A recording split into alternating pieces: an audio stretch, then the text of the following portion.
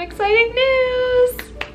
We're pregnant! Woo! So actually, crazy story, when I was filming the last video about my chemical pregnancy, unbeknownst to me, I was pregnant. We had been trying to conceive for quite a few months now, and it was successful, so I'm so excited. I am 4 weeks along.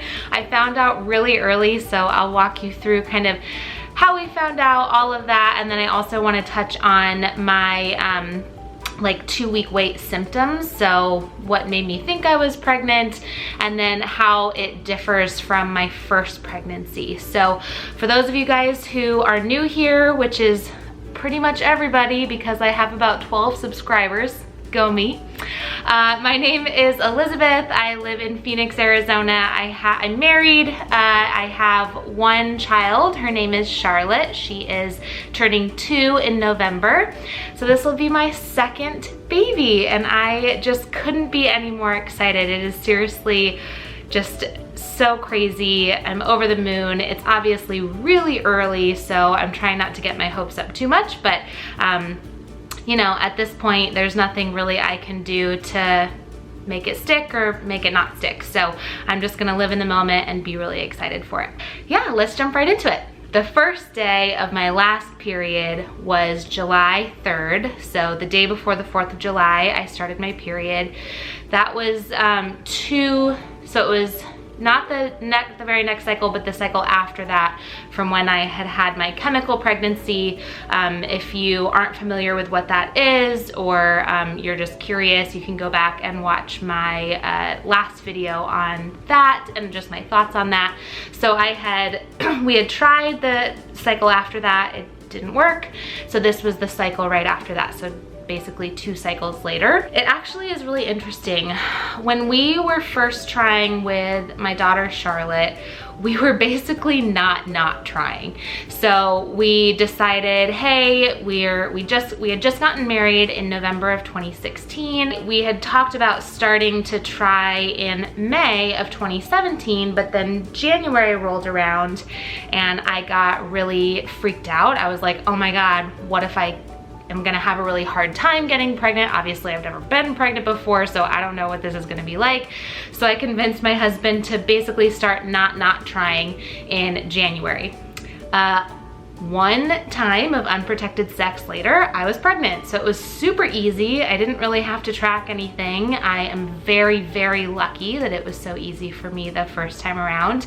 But even going into the second time of trying to conceive, I just kind of had this feeling that it wasn't gonna be as easy. So I've always used period tracking apps, because you know, it's always important for you to know when your last period was, if you ever have to go to the doctor or anything like that.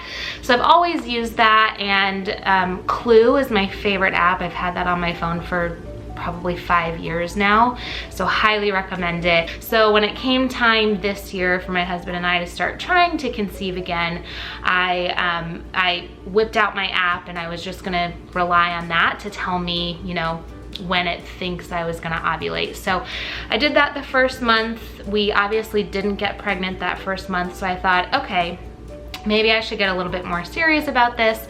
I'm gonna buy ovulation strips for the first time, and I'm gonna try those. I took ovulation strips every single day, twice a day. I, you know, saw it peak and then start leveling off, and I thought that we had timed our, you know, stuff really well, but again, it didn't work. And I recognized in myself that I was starting to get stressed about it.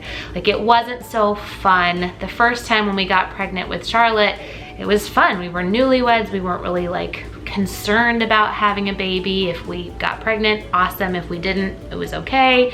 So there was no stress whatsoever, and I really think that that's part of the reason that it was so easy for us the first time and not so much this time. Did a month with ovulation strips, didn't work out, so the very next month I was a crazy person when it came to tracking my ovulation. Again, I took ovulation tests every single day.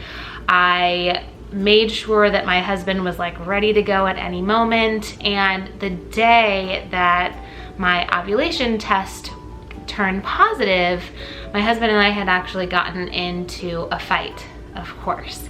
And we like barely ever fight, so it was not great timing. So we're like in this argument and we're sitting in bed and both of us know that I'm ovulating, and so like if we want to have a baby, we gotta get to it. And it was the most unexciting, you know, time together ever. Like, it's never not been enjoyable with my husband. That was not enjoyable. We both afterwards were like, that wasn't very fun, that wasn't cool. So yeah, I guess we'll see each other tomorrow when we're not so pissed off at each other. And so of course that next month it didn't happen either. And I think that that was largely due to the fact that we just like neither of us were in the headspace to really enjoy each other. So then I believe it was the following month after that, and that's kind of what led into the chemical pregnancy. So we tried again that very next cycle, and I think my body just wasn't ready at that point. It had just kind of gotten rid of all of the stuff from the last time around, and I just don't think my body was ready. We went into July, and I just decided I don't want to try anymore. My husband and I sat down, we had a conversation, and we just said, this isn't fun. It's too stressful. We're taking everything so seriously, and it's so like medical. Like there's no romance, there's no love. It's just like, okay, what time is it? Let's do the thing. So we both made a pact to each other. I was not going to use my apps anymore. I was not gonna take ovulation tests anymore. We were just gonna go the old-fashioned route and hope for the best. So we did do that, and again, I mean, I kind of have a pretty good understanding of like how my body works anyway. I kind of can tell when I'm gonna start ovulating, but still not being super intense about it. My husband and I, around the time that I was ovulating, had just a really like nice romantic evening with one another. We danced in the kitchen, and you know, it was just like a beautiful, wonderful night. I was not worried at all about getting pregnant, but I think that that's the night that we conceived and got pregnant. And I think a lot of it has to do with the fact that I wasn't stressed, my husband wasn't stressed. We got back into that mindset that we were in when we first got pregnant with Charlotte. So taking away that stress, if I can give you any advice, that's my biggest advice. It works for some people, being really diligent and regimented and, you know, calendaring everything. I think for most people it doesn't. So if you've been trying for a long time and it's not working, or even if you've been trying for a couple of months and it's not working, try just taking the pressure off of you and your partner for a little while, and like truly taking the pressure off. I know that sometimes you can say like, okay, pressure's off, but like really I want to get pregnant. But truly take that pressure off and you know, see if that helps. So anyway, I guess let's get into like 2-week wait symptoms. So I have my phone here. I had written down some of the symptoms that I had going into the week after, and I'm just gonna use DPO. I don't know exactly the day that I ovulated, but I'm just gonna say like the day that we had sex is the day that I ovulated. That might not be true, but that's what I'm gonna go with.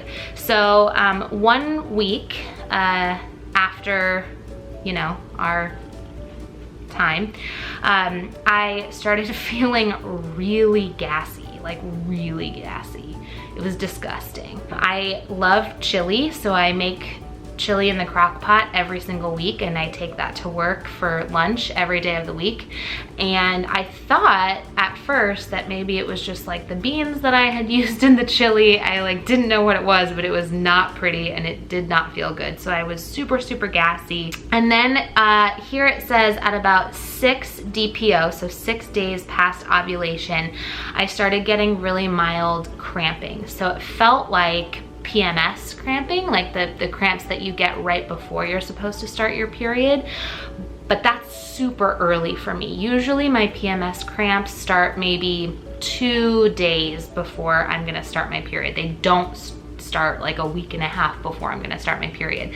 So that was really interesting to me. I had that mild cramping off and on all day that day, and then that cramping actually lasted the next, I think, 2 or 3 days after that. So that was kind of a tip off for me. I was like, this isn't normal for me. I can tell something's going on. So that was a big indicator for me. The next one was acne. So I got this really horrible, you might be able to still see it on my chin, it's like still going away.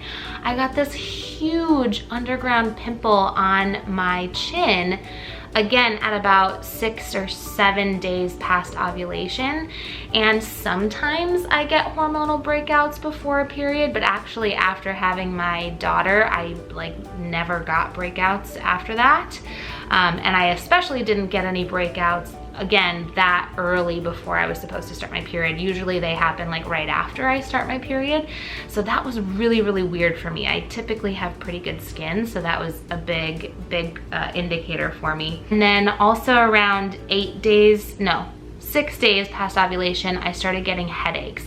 So I would get a headache every morning and it would just come on like that. Like it would just be like I'm like driving in the car on the way to work, I feel totally fine, and then all of a sudden I get this just like singeing pain that like starts over here and just goes behind my eyes on both sides, and it was excruciating.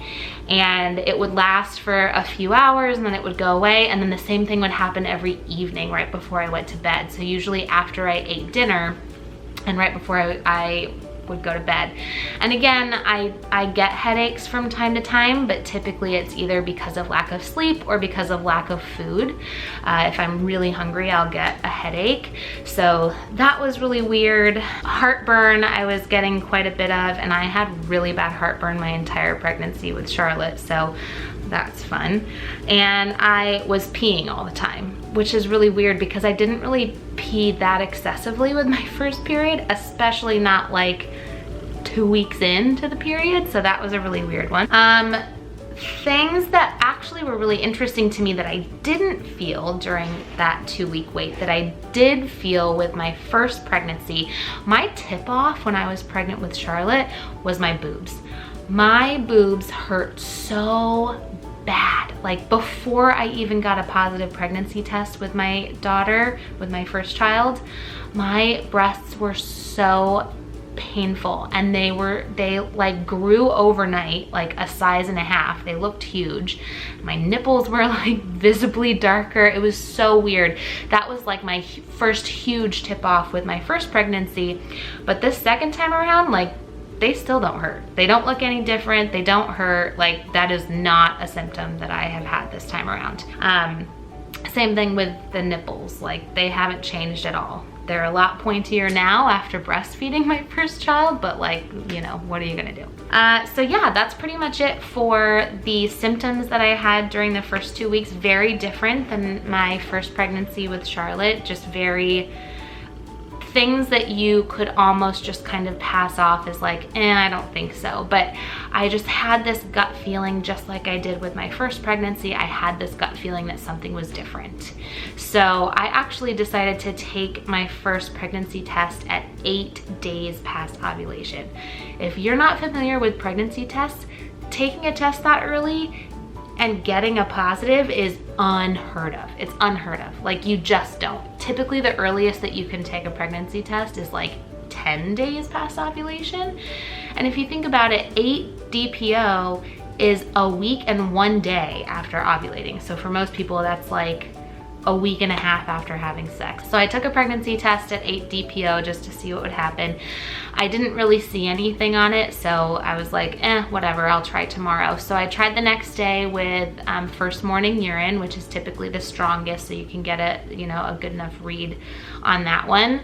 And I was alone in my bathroom. It was like 5 o'clock in the morning. My husband was still sleeping.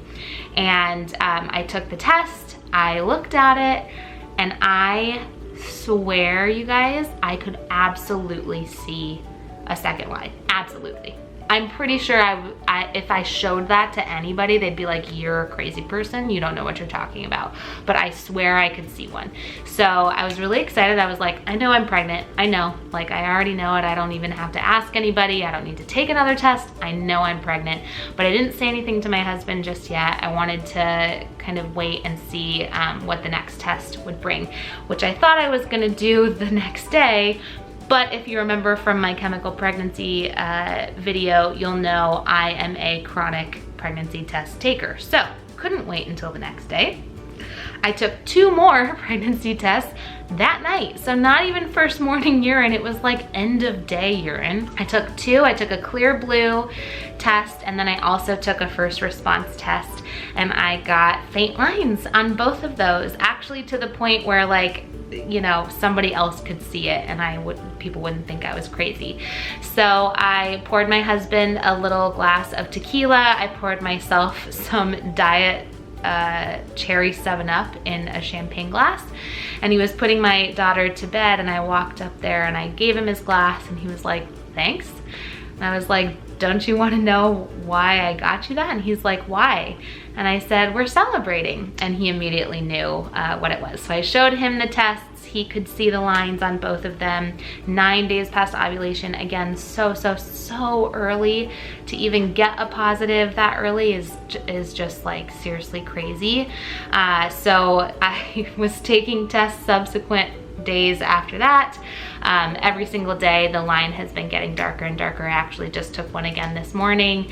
I was supposed to start my period 2 days ago. It's still not here, so I am pregnant and I am just so excited. One thing that's really different this time around, well, I guess there's 2 things. So the first thing, if you know you haven't heard this already, it's that like you're not even really thinking about being pregnant if you're chasing around a toddler, and that is my life. So my focus is 100% on my daughter right now, my toddler.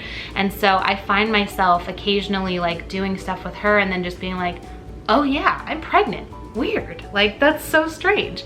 So that's really interesting to kind of feel it in a different way. And then the other really cool thing, which is amazing and I'm so thankful for, is that I'm not going nuts on Google this time around. Ladies, if this is your first pregnancy, I feel for you. I'm sure you have already done some damage on those freaking message boards on Google, just searching every single little thing, freaking yourself out, getting really scared by all of these message boards. That was my least favorite part of pregnancy. I was just like constantly paranoid that something was wrong all the time. Simply because I was Googling everything instead of asking my doctor and then finding the worst case scenarios of all of those things. If there's anything that I can give you advice for as a second time pregnant mom, it's like don't do the Google. Don't do Google. It's the worst thing ever. And I will tell you that the second time around, I don't even have any interest in Google. Like, I have the mindset now that there's not a whole lot that I can do outside of continuing to be healthy, drinking enough water, taking my prenatal vitamins, getting enough sleep, all of that. Outside of those things to help me keep my body healthy, there's nothing else I can really do to make this pregnancy successful. So freaking myself out on Google and, you know, hearing everybody's scary stories is not going to be helpful to anybody, especially me. But yeah, that's pretty much it. I'm so excited. I am actually going to start doing these pregnancy updates every week. I already have new symptoms that I'm probably going to share the next time. So I'll do, I guess, a 4-week update at that point. I wanted to start doing these sooner rather than later because I feel like these first several weeks of pregnancy are typically not talked about because people are, you know, obviously scared, superstitious to kind of come out in the open about their pregnancy. So I wanted to do that for you guys, you know, in case you feel like you want to, I don't know, see how somebody else is dealing with it. And yeah, so if you're not already, please subscribe, give it a big thumbs up if you like this video, and I will see you in the next one. Bye.